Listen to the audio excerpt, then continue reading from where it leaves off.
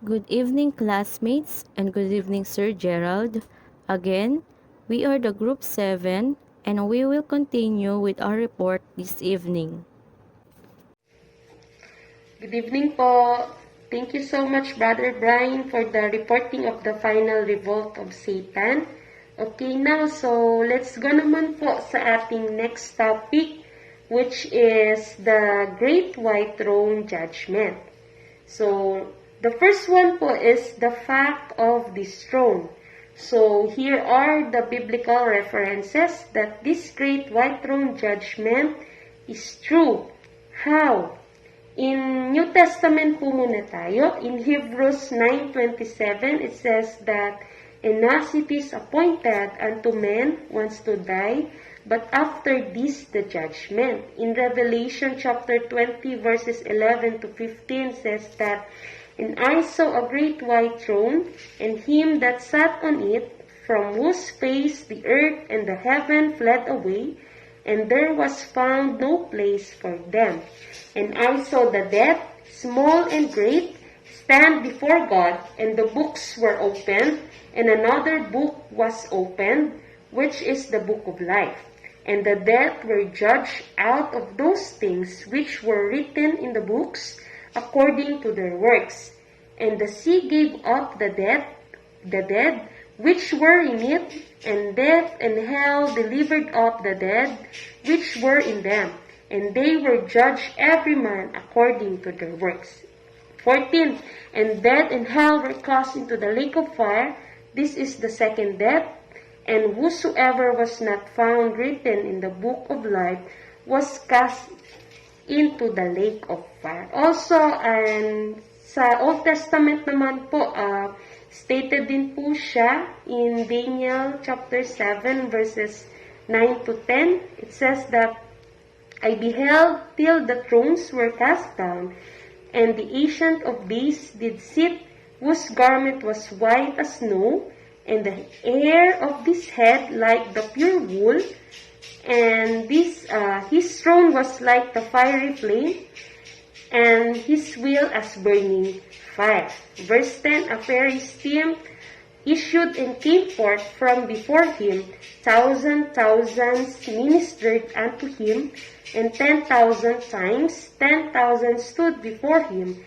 The judgment was set, and the books were open." So, here po in the Great White Throne Judgment, ito po ay sa mga unsaved po. Ang Great White Throne Judgment po ay dito sila huhusgahan yung mga nag-reject kay Jesus bilang kanilang Lord and Savior. So, kailan po ito mangyayari? Mangyayari po ito after the millennial kingdom of Christ. Kung mababasa po natin ito sa Bible in Revelation ang sinasabi po doon na wala ng oras. So, ito po ay halos magsisimula na ang eternity, right after the millennial kingdom.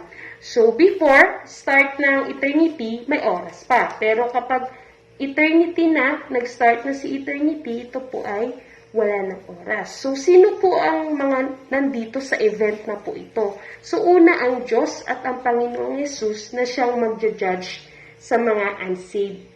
So, sino naman po yung mga audience naman dito? Ito nga po yung mga unsaved na mga tao. So, lahat po ng nag-reject mula sa panahon ni Adan hanggang sa kahuli-huliang katao po. So, ito po ay pinatotohanan sa sinasabi ng salita ng Diyos sa Biblia na ito ay magaganap at ito ay katotohanan. So, paano niya po ito nasabi? So, sabi po doon sa Matthew 24 verse 35, says that, "Heaven and earth shall pass away, but my words shall not pass away."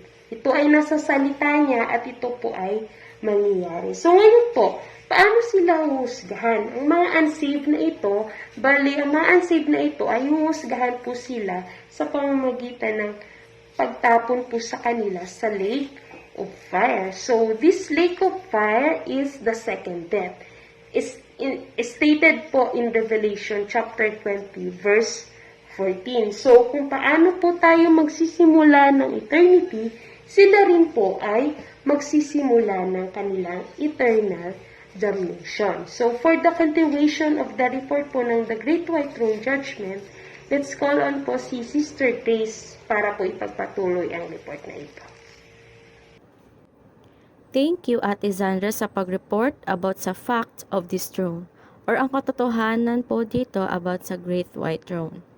Many or some of the unsaved ay hindi po naniniwala sa ganitong bagay o ang tingin po nila dito ay isang katang isip lamang dahil others believe in second life or incarnation.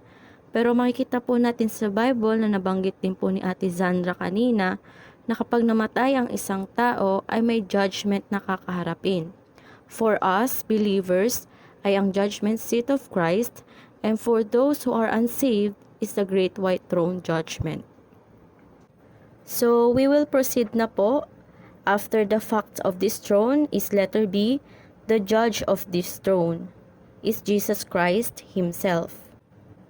According to John chapter 5 verses 22 and 27, so let us open our Bible po at basahin po natin. Sabi po sa verse 22, "For the Father judgeth no man, but hath committed all judgment unto the Son." And verse 27 po, "And hath given him authority to execute judgment also, because he is the Son of Man." So, mababasa po natin dito sa verse na to that God the Father give the authority to the Lord Jesus Christ to execute this great white throne judgment. At mababasa pa po natin sa other references po ng Bible na ang judge of this throne is Jesus Christ Himself. Sa Acts chapter 10 verses 40 and 42. Sabi po sa verse 40, "Him God raised up the third day and shewed him openly," verse 42, "and he commanded us to preach unto the people and to testify that it is he which was ordained of God to be the judge of quick and dead." And also in 2 Timothy chapter 4 verse 1, it says, "I charge thee therefore before God and the Lord Jesus Christ, who shall judge the quick and the dead at His appearing and His kingdom." Kung ang judgment seat of Christ po ay para sa mga believers to receive their rewards or crowns, pero ang Great White Throne Judgment po is for those who are unsaved na hahatulan po ng eternal punishment po sa eternal lake of fire.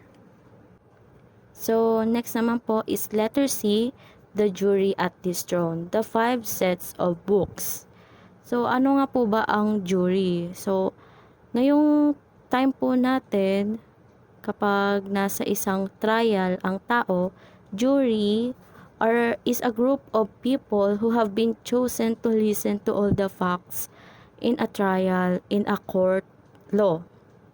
So, sila po yung mga taong pinili po doon para makinig, makita at saka mabasa po yung lahat po ng evidences presented during the trial. But during the Great White Throne Judgment, wala na po yung jury na group of people. But the jury at this throne is the 5 sets of books. So number 1, the book of conscience. According to Romans 2 chapter 15, which shew the work of the law written in their hearts, their conscience also bearing witness, and their thoughts the men while accusing or excusing one another.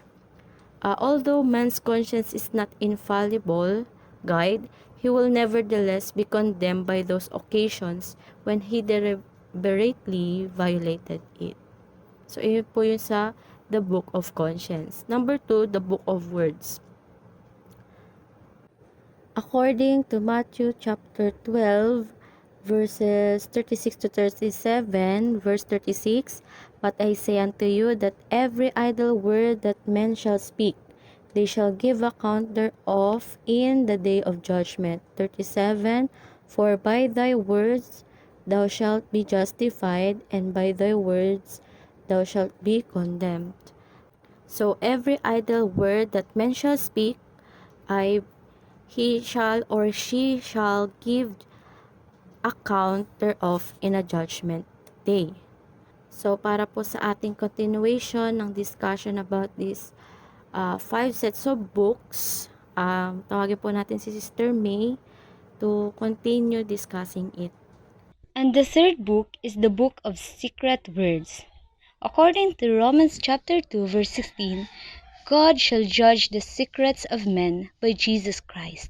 And according to Ecclesiastes chapter 12 verse 14, for God shall bring every work into judgment, with every secret thing, whether it be good or whether it be evil.